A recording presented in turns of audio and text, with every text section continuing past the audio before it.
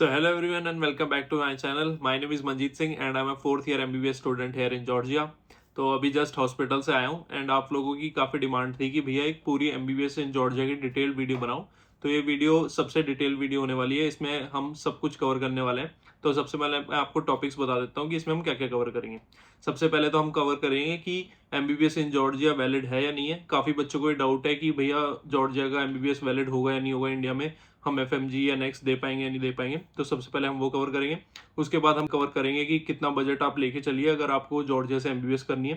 Third topic हमारा रहेगा कि टॉप 3 या टॉप 4 मैं आपको यूनिवर्सिटीज़ बताऊंगा जो कि आपको चूज करनी चाहिए अगर आप MBBS फ्रॉम जॉर्जिया करने जाते हैं। उसके बाद हम बात करेंगे एडमिशन प्रोसेस की एंड देन हम बात करेंगे एलिजिबिलिटी क्राइटेरिया। तो सबसे पहले हम बात करेंगे कि MBBS फ्रॉम जॉर्जिया इंडिया में वैलिड है या नहीं है। काफी बच्चों को यही डाउट रहता है कि MBBS फ्रॉम जॉर्जिया वैलिड ही नहीं है इंडिया में। तो सबसे पहले हम बात कर लेते हैं NMC के क्या क्या गाइडलाइंस आए थे।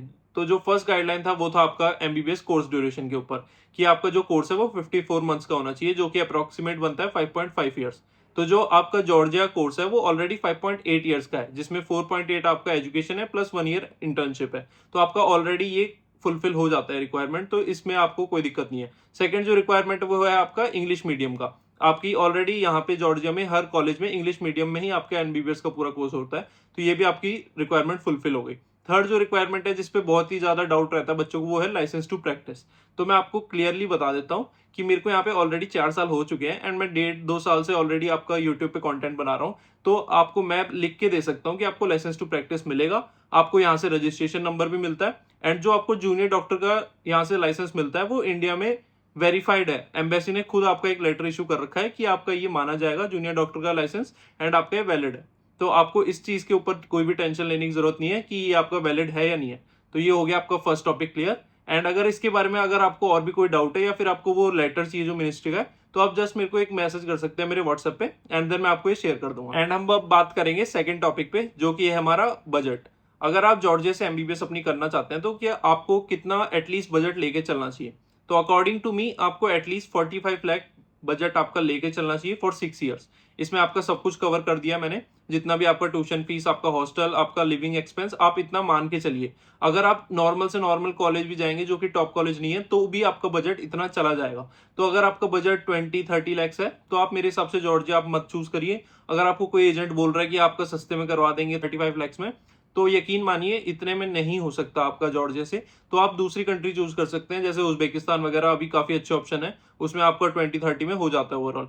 तो जॉर्जिया का अगर आपको बजट लेके चलना है तो एटलीस्ट 45 लैक्स आप लेके चलिए। बाकी जो टॉप कॉलेजेस है उनका बजट 50-60 के अराउंड रहता है। तो अगर आपको इतना बजट आपका है तभी आप जॉर्जिया चूज करें। अब हम बात करते हैं टॉप यूनिवर्सिटीज की ऑफ जॉर्जिया। ये जॉर्जिया की यूनिवर्सिटीज मेरे अकॉर्डिंगली मैं आपको बता रहा हूँ जो बेस्ट है। बाकी अगर आपका एजेंट आपको कोई और यूनिवर्सिटी सजेस्ट कर रहा है तो आप वो देख सकते हैं कि आपको कौन सी प्रेफर करनी है।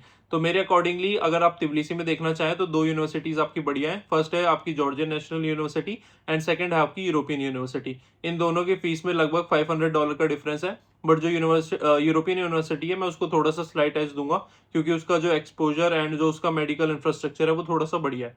बाकी अगर आप बात करते हैं बातुमी में, तो जहाँ पे मैं पढ़ता हूँ बाऊ में, तो बातुमी में आई थिंक यही सबसे बढ़िया यूनिवर्सिटी है आपकी। बाकी यूनिवर्सिटीज अभी वैसे ना तो अभी खुली है एंड जो आपकी दूसरी BSU थी वो अब से फॉरेन नेशनल्स में उसमें एडमिशन नहीं हो रहा है, तो आपकी बाऊ ही बचती है बातुमी में। तो ये आपकी 3 यूनिवर्सिटीज हैं एंड ऑल्सो बाऊ का अभी जो रिसेंट फीस स्ट्रक्चर अपडेट हुआ है तो उसमें बाऊ की फीस भी $6,000 पर ईयर हो गई है। तो अगर आपको कोई बोल रहा है कि आपका 4800 में हम एडमिशन करा देंगे तो ऐसा बिल्कुल पॉसिबल नहीं है। बाऊ की जो लेटेस्ट फीस है वो है $6,000 पर ईयर एंड इससे नीचे आपका कोई भी एजेंट एडमिशन नहीं करा सकता। तो अब हम बात करते हैं अपने फोर्थ टॉपिक पे जो कि है आपका एलिजिबिलिटी क्राइटेरिया।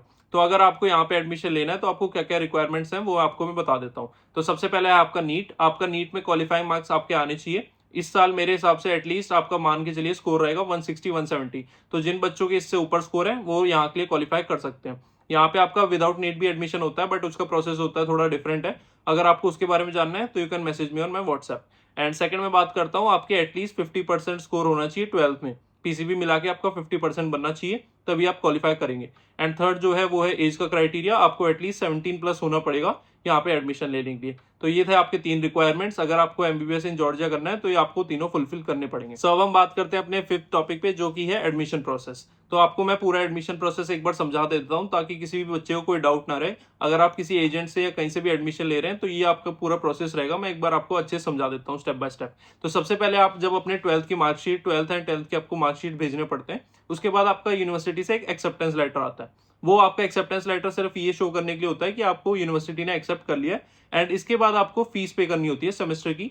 जैसे ही आप सेमेस्टर की फीस पे करते हैं तो आपका ये डन हो जाता है, एडमिशन आपका डन मान लेते हैं। और जो आपको फीस होती है वो यूनिवर्सिटी के अकाउंट में पे करनी होती है। जो आपका एक्सेप्टेंस लेटर होगा उसके ऊपर डिटेल्स मेंशन होती हैं एंड उसी अकाउंट में आपको फीस पे करनी होती है। तो जैसे आप फीस पे कर देते हैं उसके बाद आपका आता है इन्विटेशन लेटर। ये भी आपको यूनिवर्सिटी की तरफ से आता है कि आप इस पे, आपको यूनिवर्सिटी इन्वाइट कर रही है, आप आइए एंड पढ़ सकते हैं। एंड इसके ऊपर आपको लोन भी मिल जाता है। अगर आपका इन्विटेशन लेटर आ जाता है तो उसके बाद आप बैंक के पास ये लेके जा सकते हैं एंड आप लोन के लिए भी अप्लाई कर सकते हैं। तो आपका इन्विटेशन लेटर आ गया, उसके बाद आता है आपका rector order and ministry letter. तो ये सारे डॉक्यूमेंट्स आपके जब आ जाते हैं उसके बाद आपका वीजा अप्लाई होता है। तो वीजा आने में एटलीस्ट आप मान लीजिए जब ये सारे लेटर्स आपके आ गए थे इसके बाद वीजा आने में एटलीस्ट आपको 2 to 3 मंथ्स लगते हैं। तो ये जो मैंने टोटल आपको प्रोसेस बताई है इसमें आप मान के चलिए कि 4 से 5 महीने आपके आराम से लगेंगे। एंड जो अभी जॉर्जिया के वीजा है थोड़े अभी और लेट हो रखा है।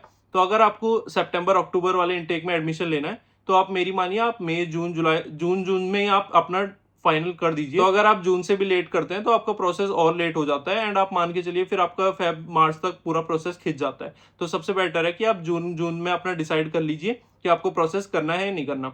तो ये आपको मैंने पूरा एडमिशन प्रोसेस बता दिया। एंड ऑल्सो अगर आपको और भी कोई डाउट्स हैं एमबीबीएस इन जॉर्जिया के रिलेटेड तो you can message me on my WhatsApp and see you in the next video.